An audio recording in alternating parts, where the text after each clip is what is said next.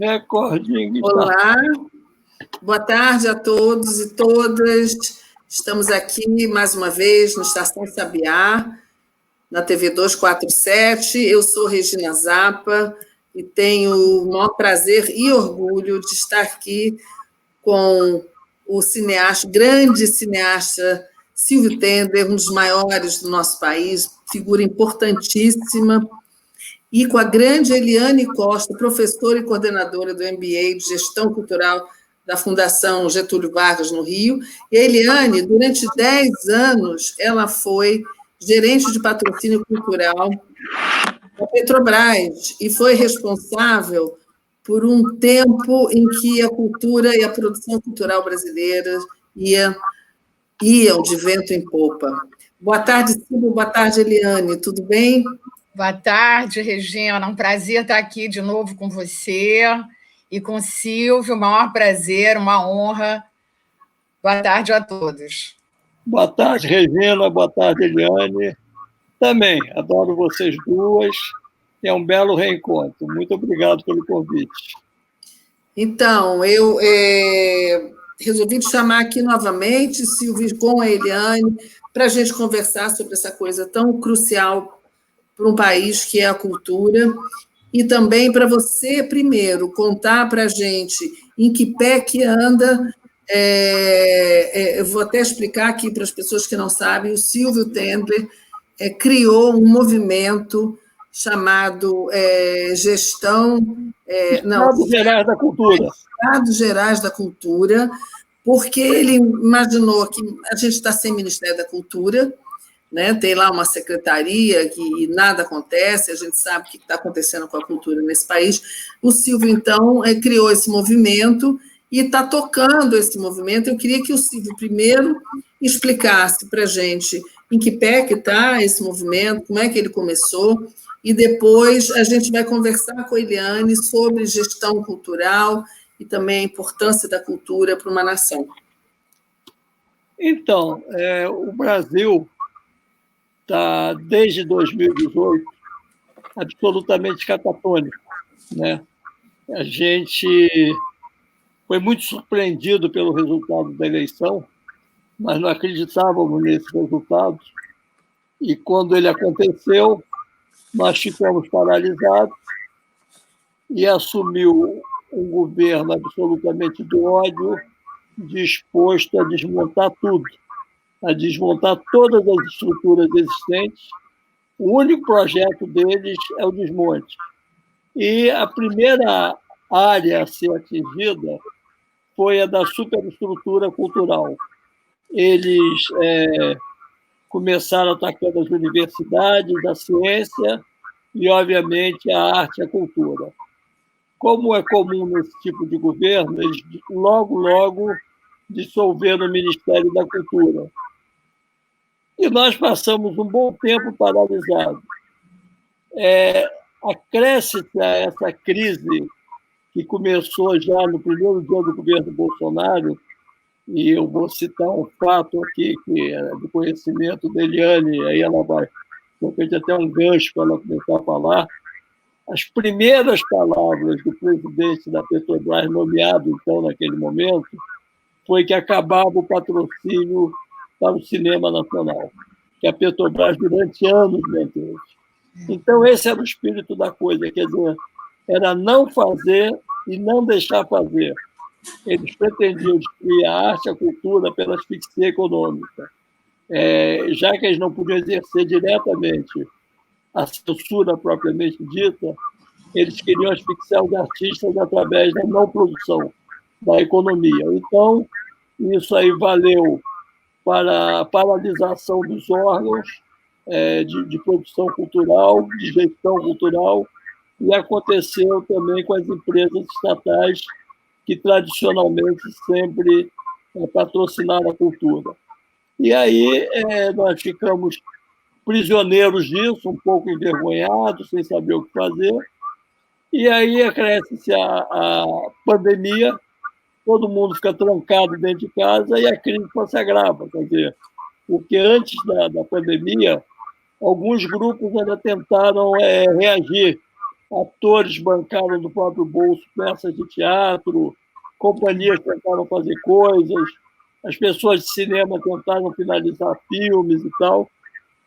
Com a pandemia, todo mundo trancado dentro de casa, nós ficamos completamente paralisados. Aí um dia eu acordei, falei, a gente tem que sair dessa catatonia. E eu ia paulatinamente participando de movimentos. O primeiro que eu participei foi apoio ao pessoal da Casa de Rui Barbosa, que foi dos primeiros órgãos a ser atingido por essa política insana.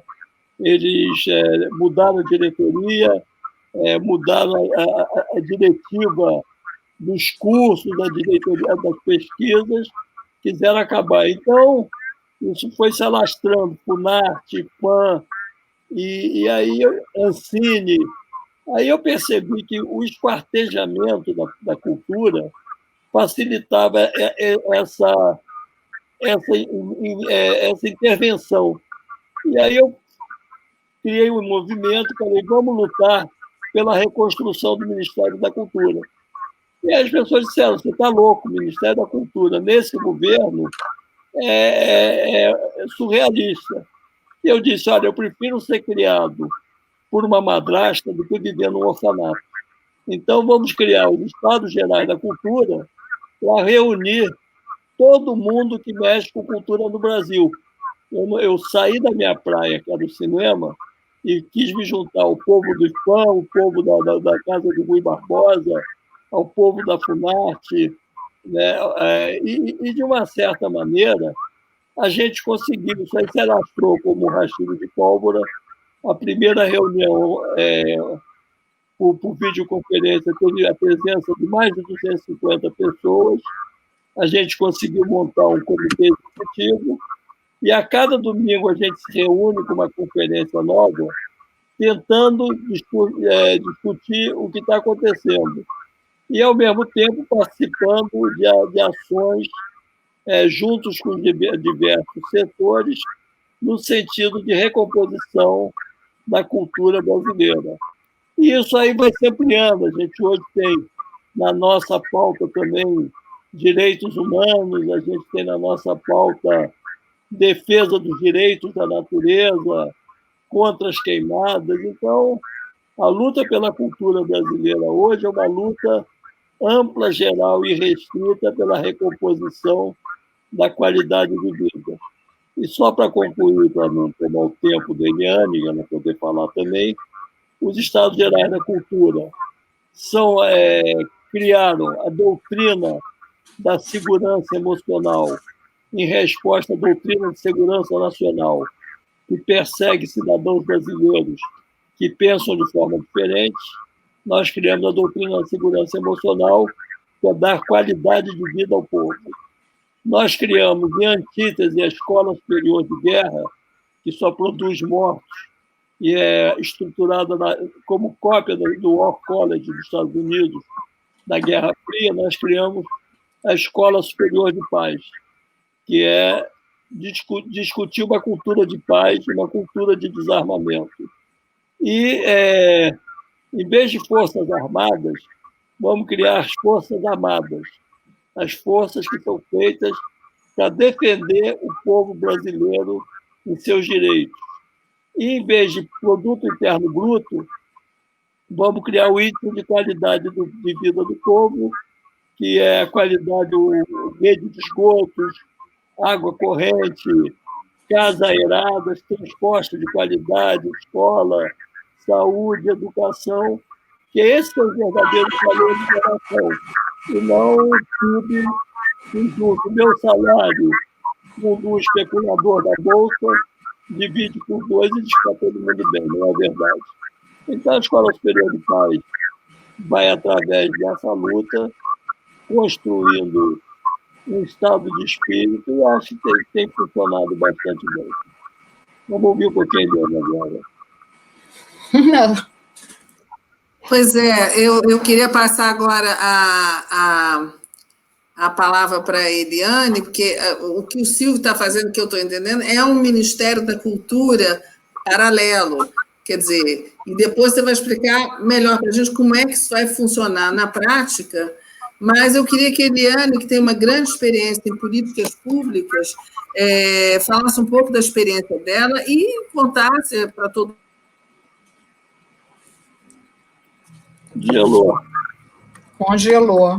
Congelou. Mas está sendo gravado, depois ela edita. Depois ela edita.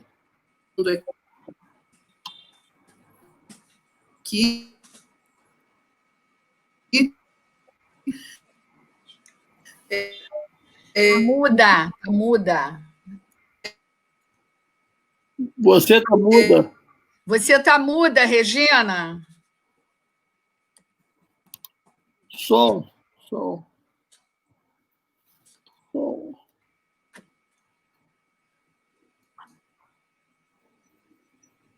Eu acho que ela está congelada ainda. O Jonas aqui do apoio está dizendo que ela congelou. Então a gente botou ela para fora. Vamos tomar conta disso aqui, Silvio. Assumimos o poder da Rádio 247, da Estação Sabiá. Exatamente. É nossa. Então, fala da sua experiência na gestão da política cultural da Petrobras durante mais de 10 anos. Olha, Silvia, vamos ficar aqui só conversando enquanto a Regina não volta, né? Tá. Primeiro, eu acho que foi assim, um privilégio muito grande, né? Porque tive a possibilidade de ver a cultura brasileira de uma forma muito panorâmica, né? Assim, grandes realizadores, até realizadores os mais singelos, né? Nos grotões do Brasil, né? Então, isso é uma experiência maravilhosa. Outra experiência maravilhosa foi como a Petrobras era, né? Infelizmente, esse verbo a gente tem que conjugar hoje no passado. Desde a década de 80, a gente só conjugava esse verbo, né, no presente, mas agora a gente tem que conjugar no passado. A gente era a maior patrocinadora de cultura do Brasil, então caminhava muito junto, né, do Ministério da Cultura. E isso me deu também a possibilidade de acompanhar a gestação de políticas públicas importantes, né, de diversidade, de direitos culturais, de editais de audiovisual. Na época, essa sintonia da política de patrocínio da Petrobras com a política pública, né, para a pasta da cultura, foi muito potencializadora para os dois lados, né? Então, foi uma experiência extremamente rica. O programa Petrobras Cultural foi, naquele momento, uma referência, né, para outras empresas públicas e não públicas, né? Algumas empresas privadas compraram a ideia dos editais também.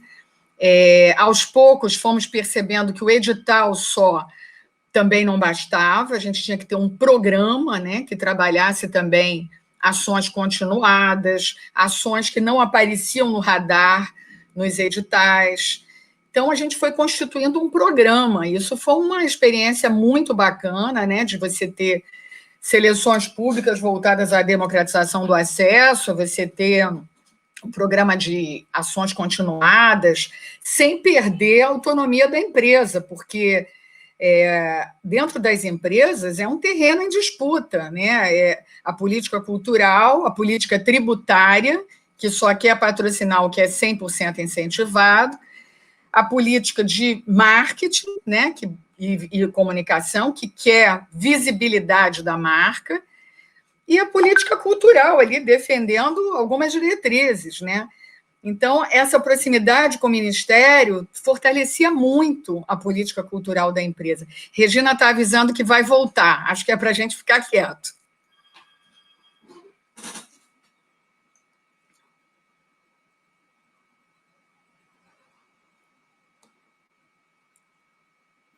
Eu fiquei mudo aqui, mas eu vou ficar quietinho esperando Ela está avisando por aqui.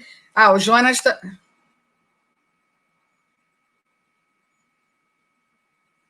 Quando ela entrar... Ah, ela está entrando ainda.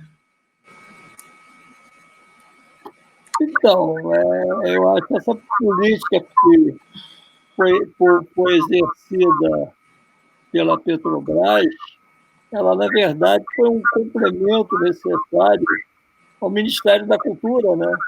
Porque o Ministério da Cultura sempre foi o patinho feio das verbas orçamentárias. Sempre o Ministério da Cultura, ele nunca teve mais de 1%.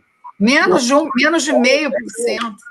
Então, a gente precisava desse apoio necessário, e eu acho que foi interessante, porque foi a política de governo. Né? Eu tinha um grande amigo que trabalhava, o Leopoldo Nunes, trabalhava com Bush. Sim, faleceu, né, o Leopoldo? Faleceu recentemente, infelizmente.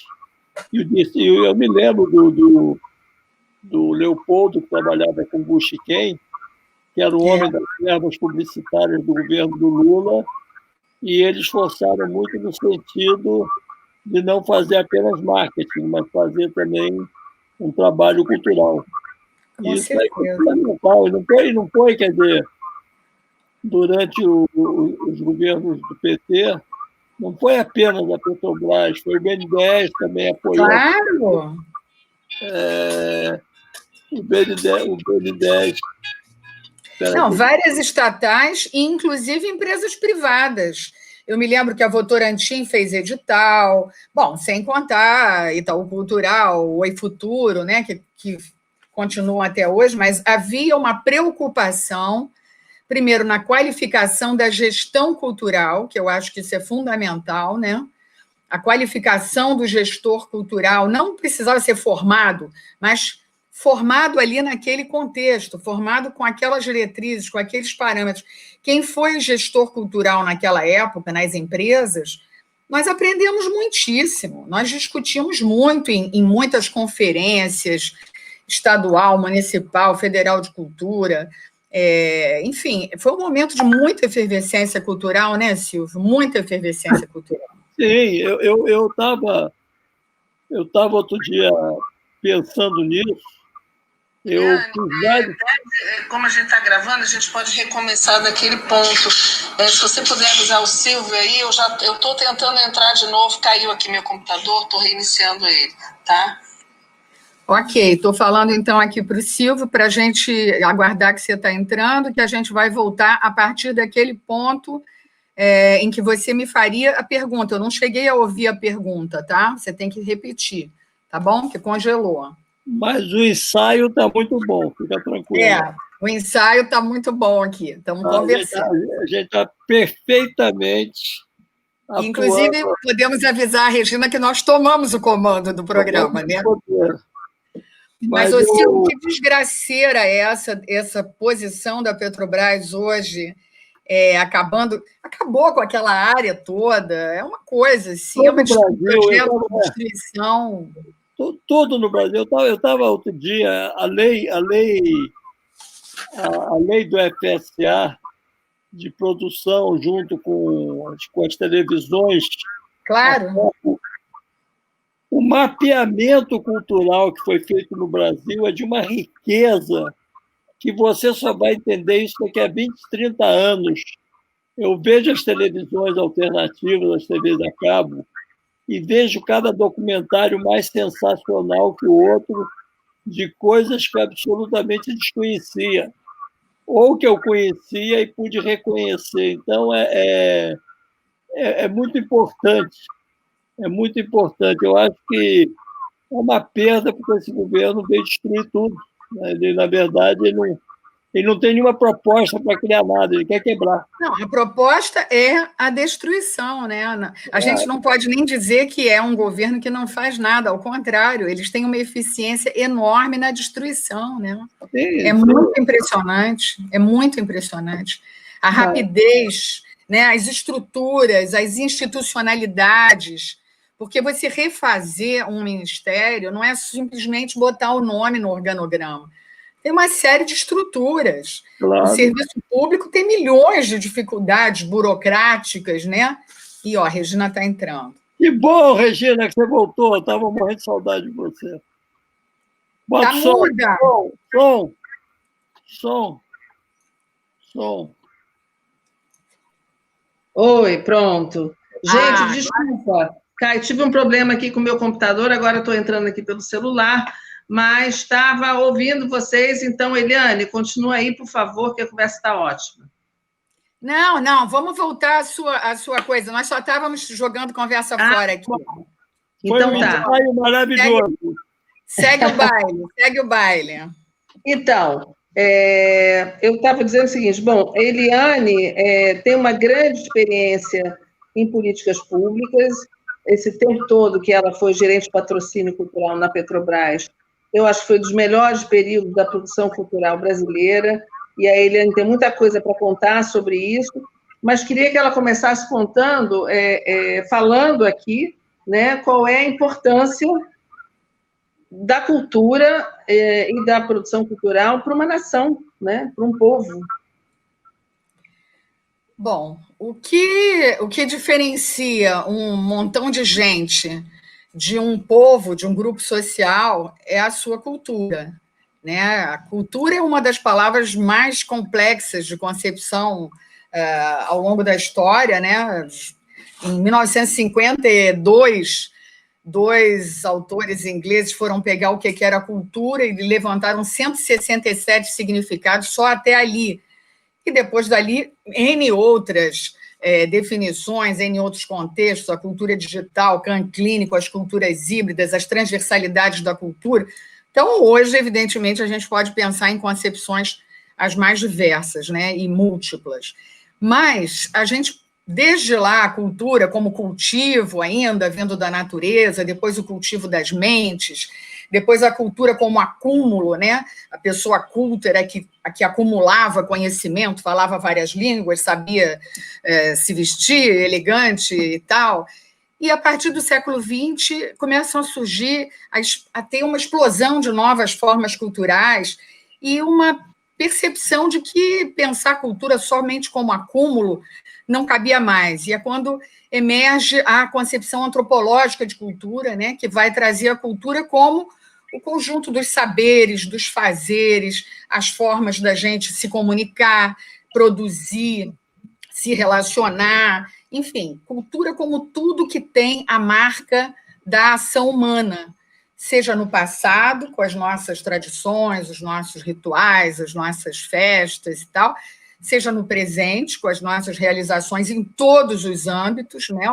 O jeitinho brasileiro, ou os jeitinhos brasileiros, as várias formas de viver brasileiras, de falar, de dançar, de namorar, de orar, né? Tudo isso é cultura. E até o futuro, né? O imaginário de cada lugar.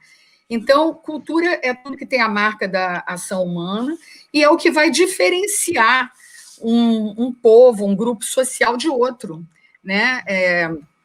O Milton Santos, falando de território, das territorialidades, que estão muito ligadas à questão da identidade, da cultura, ele falava do sentimento de pertencer ao que nos pertence, né? Eu acho que essa percepção, né, do que eu sou como brasileira, como carioca, como moradora, né, de um bairro da Zona Sul, isso me define e me define também enquanto grupo, enquanto território, enquanto coisas comuns, enquanto possibilidades e impossibilidades desse grupo, né?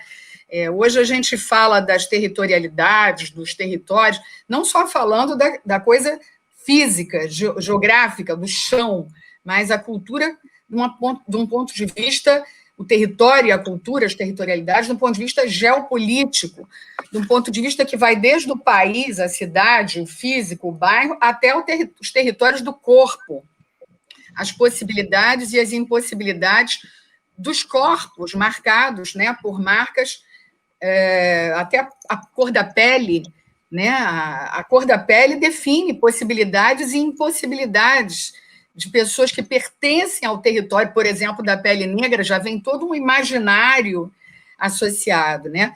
Então, cultura é importante, ela define os grupos sociais nos territórios onde esses grupos estão. né? E é fundamental, né? Está muito associada à identidade, está muito associada às territorialidades, e dentro dessa concepção antropológica é impossível, por exemplo, dizer que alguém não tem cultura, né? Ou que alguém tem mais cultura do que outra. Enfim, isso é uma discussão enorme, mas o que é a cultura hoje, numa concepção antropológica, que é a que a gente usou, por exemplo, né, desde o Gil no Ministério, desde a campanha do Lula, inclusive, no documento a cultura, como é que chamava? O imaginário, a imaginação, esqueci agora, me falta o nome, a imaginação a serviço do Brasil, se não me engano, que era o programa do Lula para a cultura, em 2002, ali já se falava e trazia a concepção antropológica da cultura, ou seja, a cultura como o conjunto dos nossos saberes, fazeres, modos de ser, modos de falar, modos de nos comunicar, modos de prestar, de trabalhar, né, e exercer a nossa fé, tudo isso fazendo parte da cultura de um povo, né? Acho que, assim, dá para falar sobre isso horas e horas, mas acho que, dentro do que você perguntou, não sei se respondi. Não, eu queria mesmo essa tua, que você trouxesse essa definição da cultura e perguntar para vocês dois, né, talvez começando pelo Silvio, de que forma que a gente pode, num momento como esse, com tantos ataques a tudo isso que a Eliane explicou, que é fundamental para a nossa vida como nação, como povo, né, como identidade, o que a gente pode fazer nesse momento para se proteger, né? Para a gente se defender desses ataques?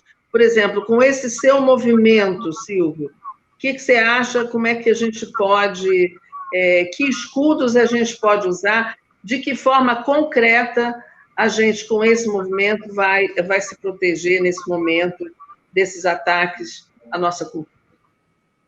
Olha, Regina, nós sofremos um ataque no ar. Nós nos preparamos para ouvir uma palestra do professor José Bessa sobre culturas amazônicas e uma horda de bárbaros nos invadiu e simplesmente impediu a palestra.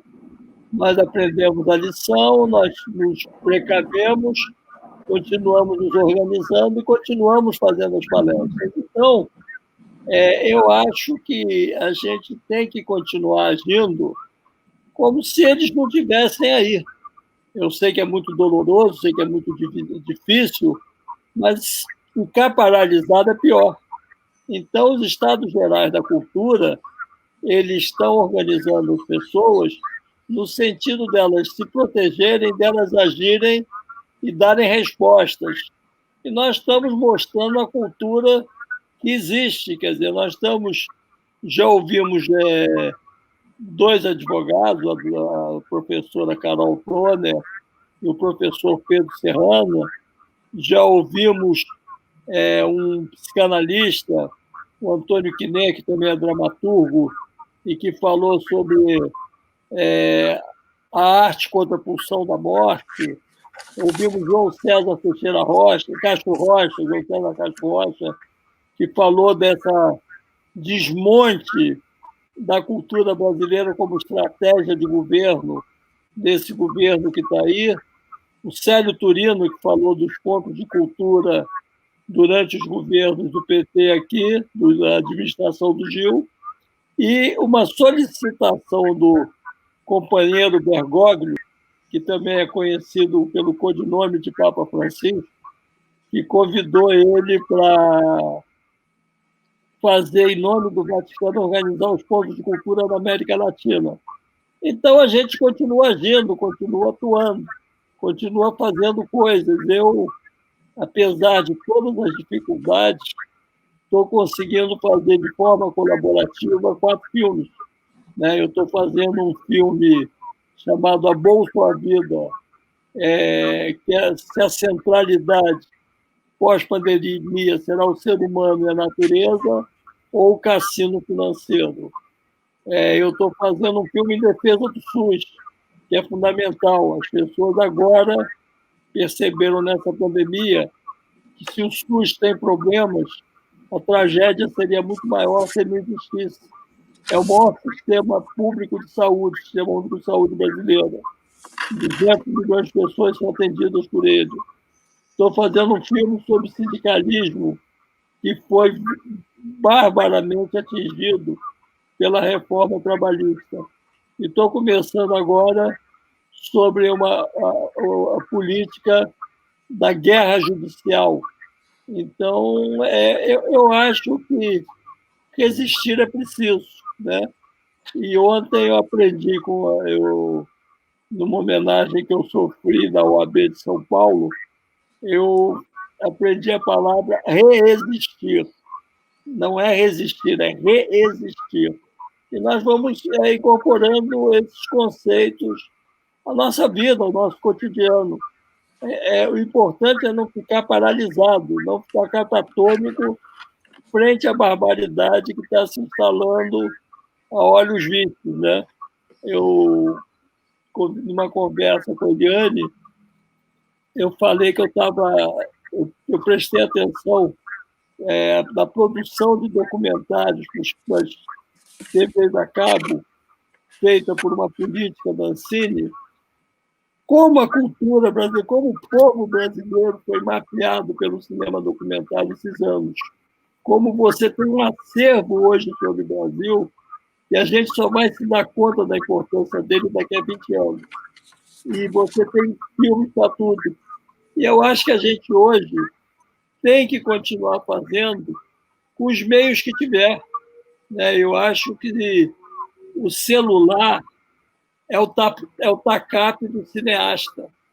Então, a gente tem que trabalhar com o celular, fazer filmes, documentar, registrar. A gente tem que fazer trabalhos recolhidos por WhatsApp. As pessoas, nesse momento, estão circulando muitas ideias. Eu recebo por dia uma massa de informação que eu nunca recebi na minha vida. Então, eu estou guardando isso tudo e vou fazer um filme que vai chamar CineZap. Eu vou acompanhar a pandemia, que eu também chamo de pandemônio, porque, na verdade, ela é anterior à própria pandemia, né? Nós, desde a eleição do Trump, viemos sofrendo isso, a gente está vendo as guerras nos países árabes, aqueles milhares de migrantes morrendo no Mediterrâneo. Tudo isso faz parte de uma desconstrução do mundo de bem-estar social que nós estávamos acostumados. Então, a gente tem que lutar contra isso tudo. E com as armas que nós tivermos, os veículos que nós tivermos, e o WhatsApp é um veículo, e o celular, como forma de registrar, é outro veículo, e a gente não pode parar. A gente não pode... Eu aprendi que a gente não pode responder a eles, porque é muito pior. Cada vez que você responde a eles, eles estão te faltando. Então, em vez da gente responder, nós temos que agir, criar nossas próprias bandeiras de luta e formas de ação. E é isso que representa os Estados Gerais da Cultura, uma alternativa a esse mundo que esses caras estão tentando impor.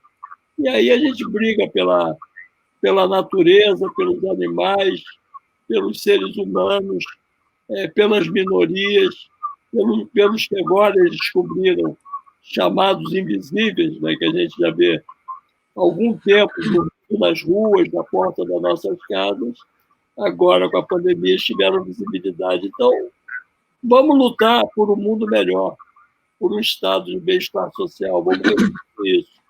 Isso é missão para artistas, poetas, cineastas, jornalistas, gestores culturais, estão todos dentro. Vocês são todos bem-vindos ao Estado Geral da Cultura. Silvio, eu acho que você tenha tocado também nessa questão de usar esses mesmos instrumentos que foram usados né, nesses anos todos que a gente tem visto acontecer, né, usando o WhatsApp e tudo isso, a gente tem que aprender a se comunicar através disso, e você já está fazendo uso disso da melhor maneira possível. Você consegue, com o seu celular, entrevistar gente no mundo inteiro e fazer os seus filmes, que são super importantes. Eu queria perguntar para a Eliane, a gente sabe que num tempo de governo autoritário ou de tendências fascistas, a gente sabe que das primeiras vítimas, bom, além da verdade, é a cultura, né? Eu queria saber, Eliane, se você, que participou tão ativamente da construção, né, do desenvolvimento da nossa produção cultural de uma forma tão brilhante, o que você está vendo do seu trabalho, quer dizer, o seu trabalho, o trabalho de uma equipe enorme, de todos que fizeram a produção naquele momento, o que você está vendo ser destruído, concretamente, nesse momento? Olha, eu acho que é um projeto de destruição que é amplo, geral e restrito, né? Já usamos esses adjetivos num momento de mais esperança. Por outro lado, por mais que a cultura, a ciência, o saber tenham sido eleitos como inimigos, né, nesse contexto de neo-barbárie terraplanista que a gente vive, por mais que se imponha uma educação para a subalternidade, que se tente apagar o que não se pode esquecer, que se criminalize as críticas, que se neguem as diferenças, o Estado não consegue estancar, não consegue refrear os indivíduos na sua expressão simbólica, né, na sua vontade de potência. Então, porém, na sua diversidade, que é tão temida hoje, né? Hoje, a gente precisa perceber, entender a cultura não apenas na sua dimensão simbólica, né, na sua dimensão também cidadã. Por isso, ela também oferece tanto risco, entre aspas, ao atual governo, porque a cultura e a cidadania, na gestão Lula, principalmente, ganhou foi muito sublinhada, né? O Silvio falou dos pontos de cultura, mas a gente tem toda uma cultura na periferia, né? Projetos aqui no Rio, a gente é um celeiro de experiências maravilhosas de cultura na periferia, agentes culturais periféricos, que não são necessariamente artistas, mas são ativistas da arte, né? São artivistas, e que estão produzindo, estão se articulando com seus territórios, que eu acho muito importante sempre a gente pensar da cultura com os territórios onde elas estão. Então, nesse momento, a gente tem uma questão cidadã e econômica gravíssima acontecendo. A gente tem realizadores culturais que estão passando fome, né? A nossa estrutura online, ela foi o que nos salvou na pandemia, mas em termos de remuneração do realizador cultural, ela está sendo uma tragédia, né? O Sindicato dos Músicos está propondo uma ação agora coletiva para remunerar minimamente os músicos que estão em situação desesperadora e que participam, às vezes, dando canjas em muitas lives. Nossas mesmo, amigos e tal, mas essas pessoas pagam conta, têm filho, têm escola das crianças, né? Então, a gente está num momento, né? Você me perguntou o que eu vejo da destruição. Eu vejo destruição, primeiro, de um momento que o Brasil não podia se dar esse luxo, né? De destruir futuro. Uma das coisas que mais me entristece hoje é pensar no futuro olhando para trás.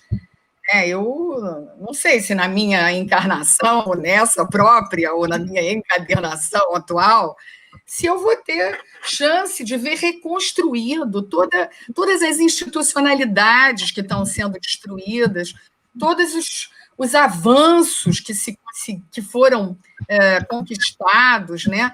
E uma dessas questões que eu vejo com muita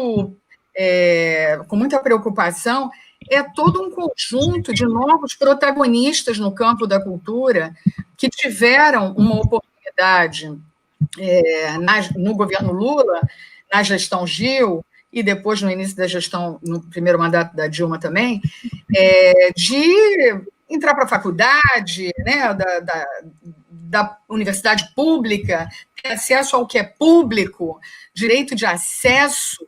Eu acho que a principal destruição que vejo, respondendo à sua pergunta, é a questão dos direitos culturais no campo da cultura. Direitos culturais, direitos de acesso às oportunidades, acesso à universidade pública, acesso ao que é público, né? O valor do que é público.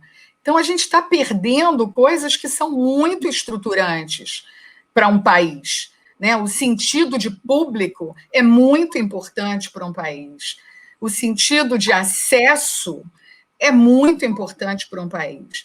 Então, dentro da cultura, a gente teve um avanço, no meu entender, muito grande, quando a gente começou a pensar cultura pela sua dimensão simbólica, sim, sempre, mas também pela sua dimensão cidadã e econômica também, de geração de renda, né, de inserção na sociedade, de sentimento de construção de sentimento de pertencimento.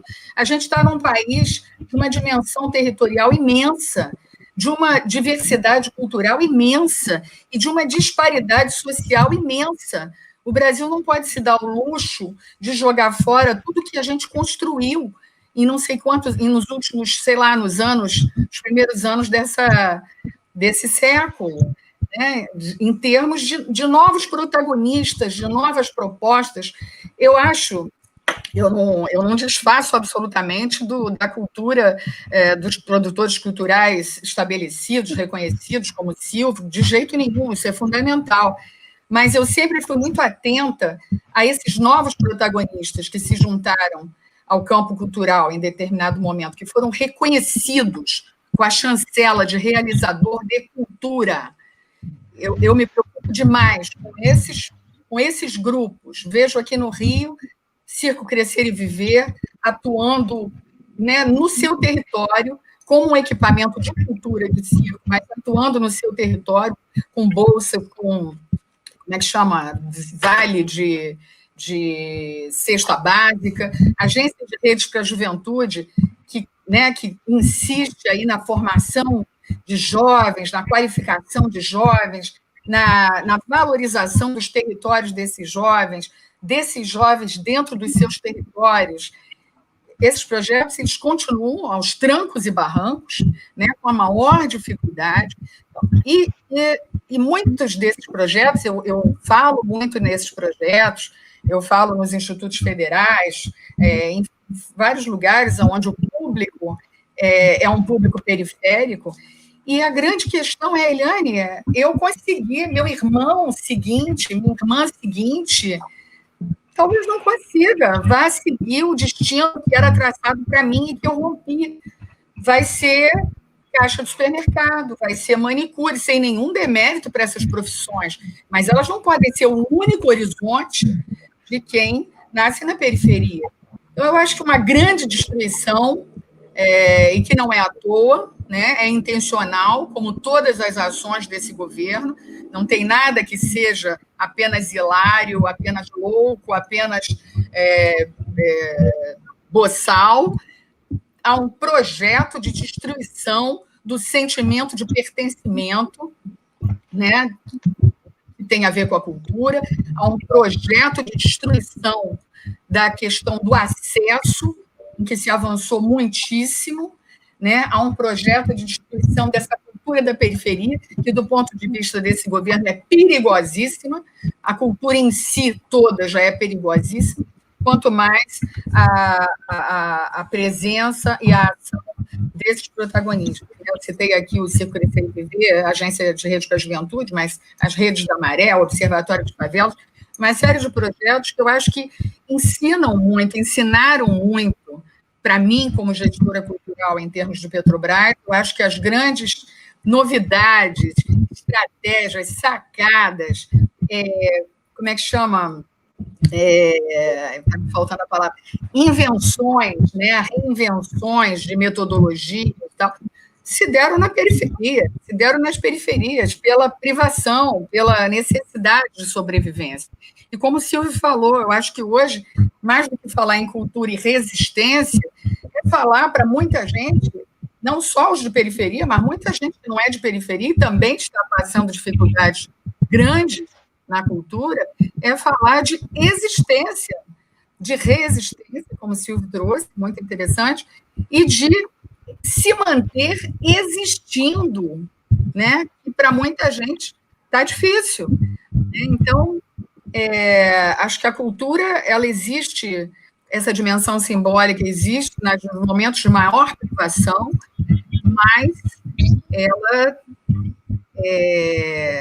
nos coloca nesse momento, num momento de muita perplexidade também, com a velocidade com que estamos sendo impulsionados para trás. Né?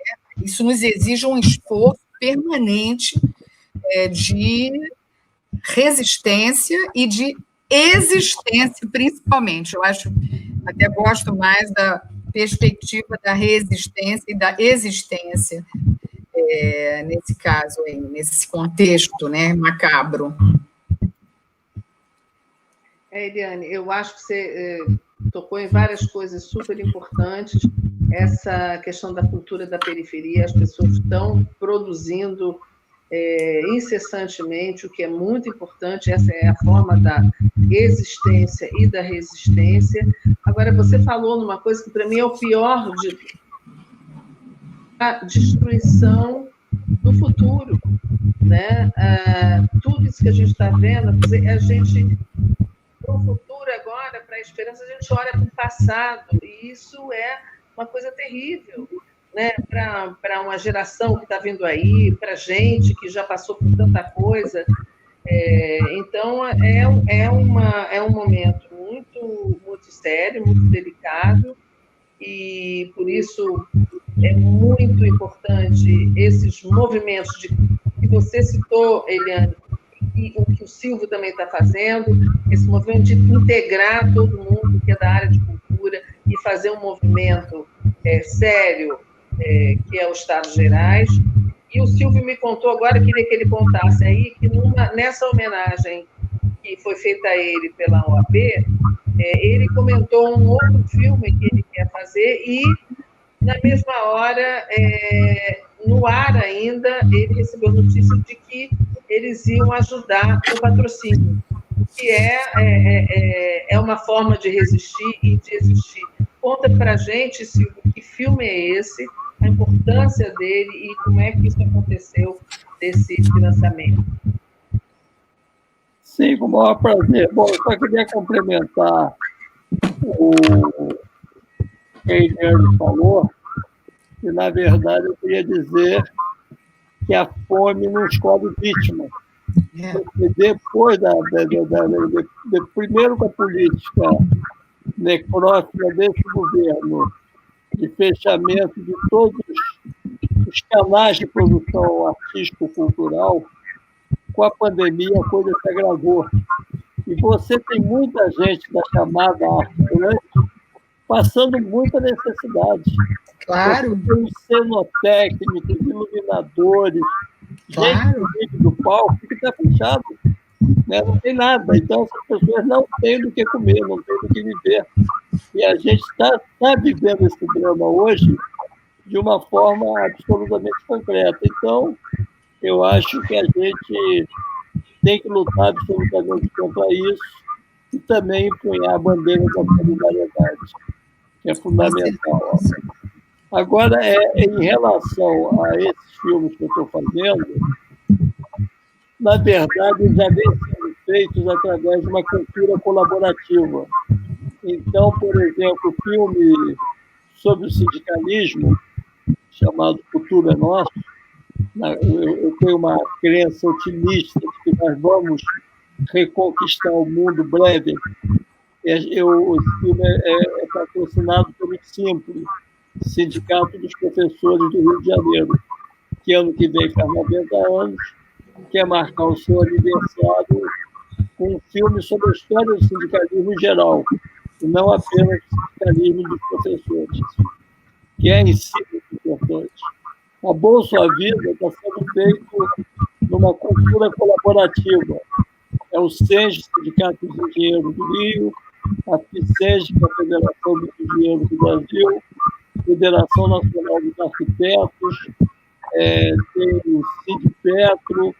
Então, é uma vaquinha colaborativa para esses filmes existirem. O do SUS está sendo feito com apoio da Fiocruz. Então, nós continuamos trabalhando, já que não tem um financiamento oficial, pelo menos a gente consegue alternativas.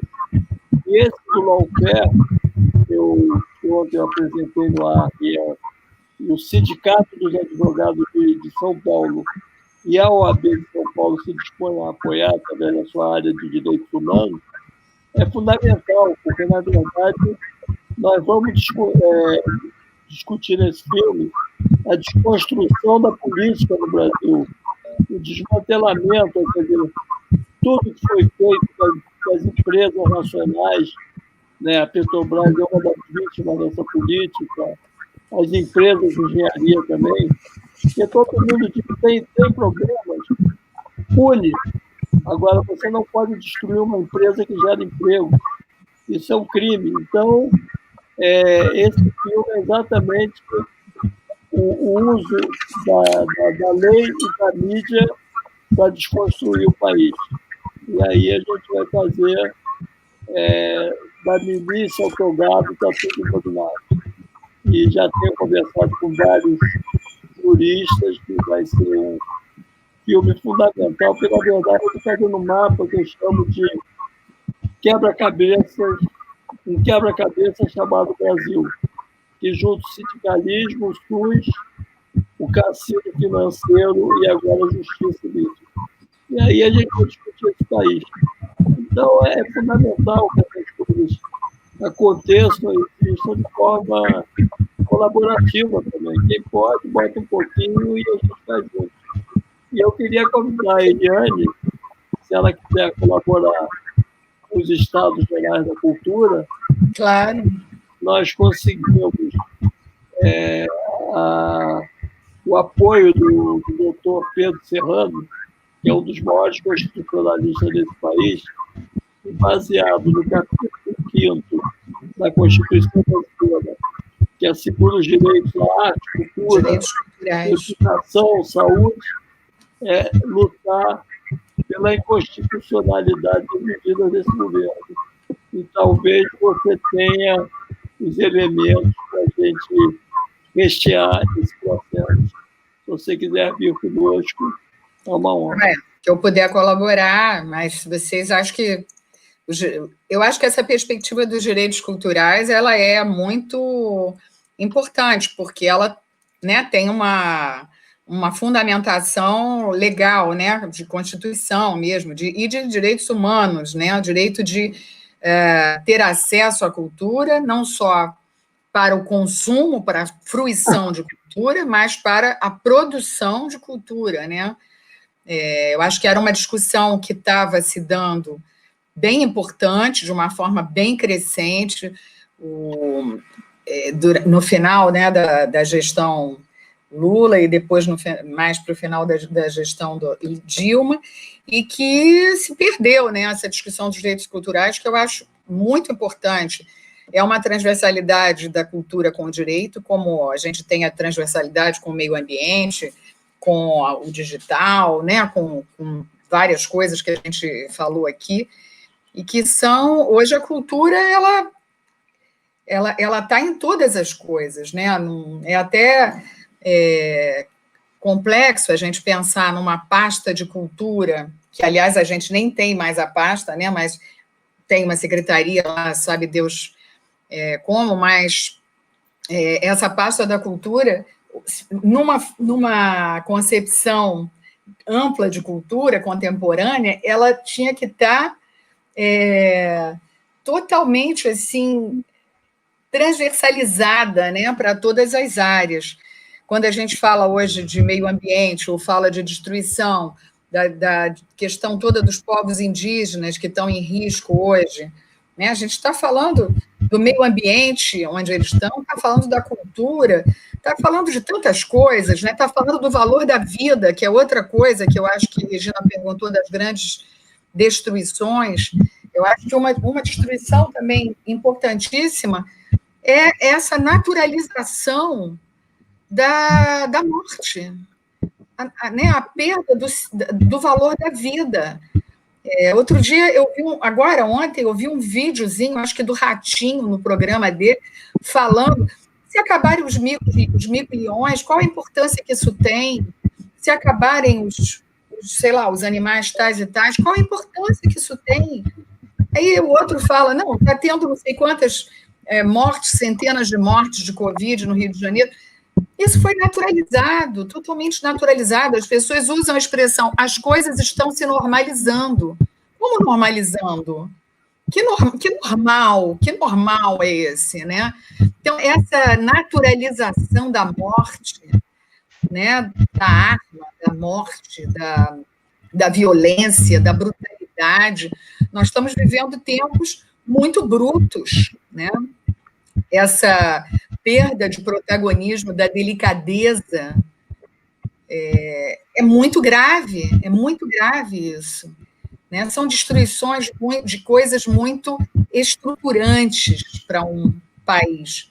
O brasileiro, sempre quando a gente viajava, era visto uma pessoa afável, brincalhona, afetuosa. Qual a imagem que o Brasil está fazendo questão, o Brasil oficial está fazendo questão de construir fora do Brasil? Uma imagem de ignorância, de anti-ciência, né? De anti-vida, anti-história, anti-tudo, né? Então, vai ser difícil a gente reconstruir isso tudo, vai ser difícil. Olha que eu sou uma pessoa bem otimista, mas eu acho que vai ser difícil. Nos anos 90 do século passado, o professor Bautista Vidal escreveu um livro, Nação Suicida, na qual ele dizia ou o Brasil vai ser uma grande potência, que é a que a gente tentou construir, ou o Brasil vai se fragmentar, que eu acho que é o que eles estão tentando fazer.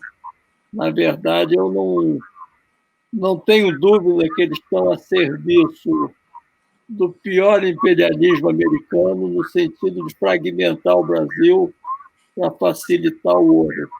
E aí a minha luta no micro-universo de reconstruir o Ministério da Cultura é unir todas as áreas numa luta comum, porque a gente vê o sufoco que está passando o pessoal da Casa do Rui Barbosa, é o sufoco do pessoal da Funarte, é o sufoco do cinema, é o sufoco do fã. Então, se a gente juntar todo mundo, a gente fica mais forte. E essa luta agora vai ser acrescida de uma outra questão fundamental, que é a perda de direitos com a tal da reforma administrativa. A reforma administrativa ela prevê exclusivamente a perda de direitos do pessoal mais baixo, e as áreas mais atingidas serão saúde, educação e cultura. E a alta magistratura, os ministros, todos continuarão com os mesmos direitos. E o povo vai mais uma vez se ferrar. Então, a gente tem que lutar. Temos que fundir todas as lutas numa luta só.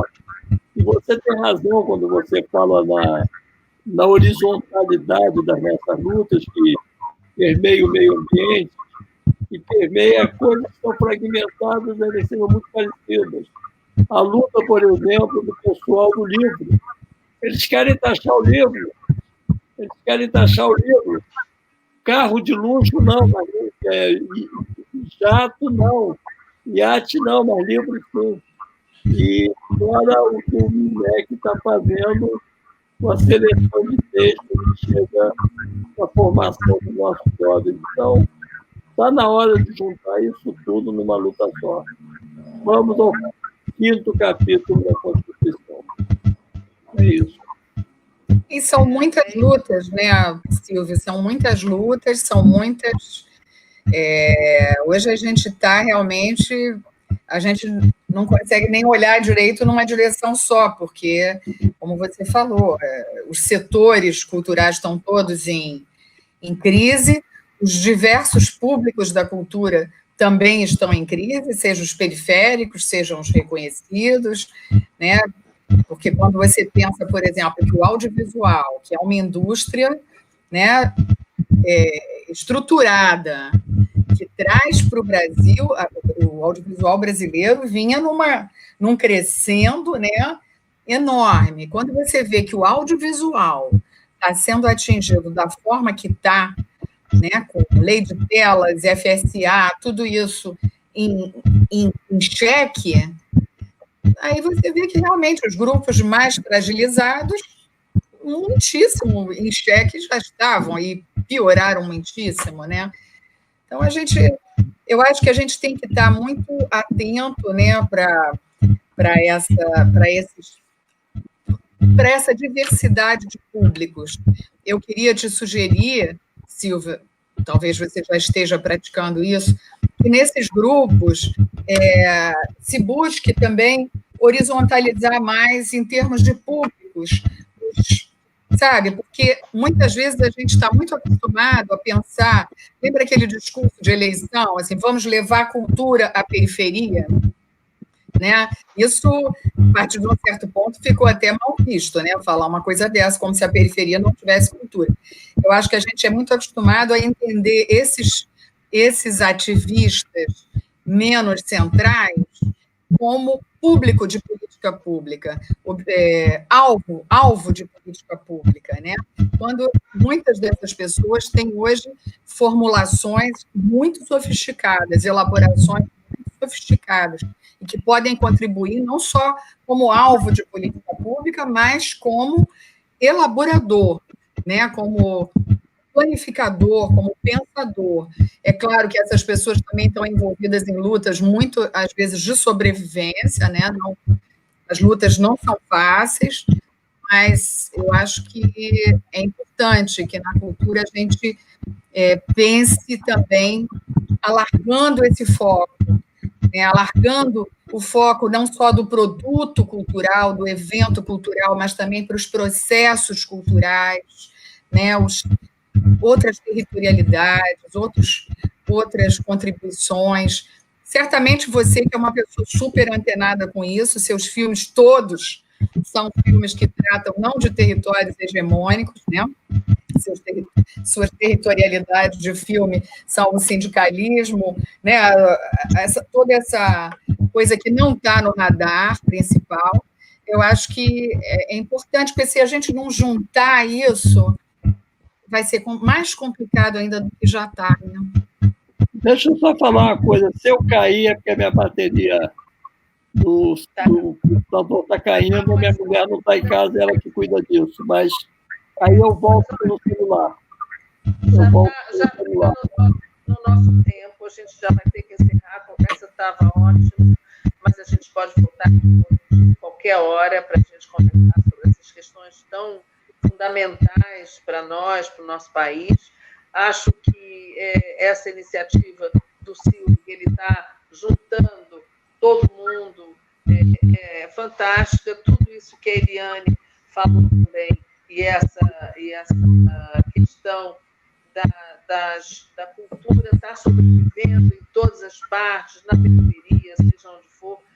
Também acho, como a Eliane, eu também sempre fui muito otimista, acho que está havendo muito lugar para o otimismo. A gente coloca a luta e vamos na luta para que agora vem eleições, tem que se preparar para começar por aí, mesmo das lutas. Então, vamos ficar um pouco também, o que a gente vai fazer essas eleições, para trazer um pouco crescente, então, importante, potente, e que a gente vem eu queria agradecer muitíssimo Eliane pela conversa, pela conversa aí também está ajudando, e oferecer aqui esse espaço para você que a hora que você e agradecer a todos que trouxeram para a gente. Mas na próxima a gente vai fazer. Muito obrigada. Obrigado a vocês e até breve. Eliane, eu vou te procurar. Pega meu celular com a Regina. Tá, eu vou pegar, eu vou pedir a Regina depois, ela me passa. Beijo, Eliane. Beijo grande em você. Tchau. Foi ótimo. Adorei. Beijão. Beijão.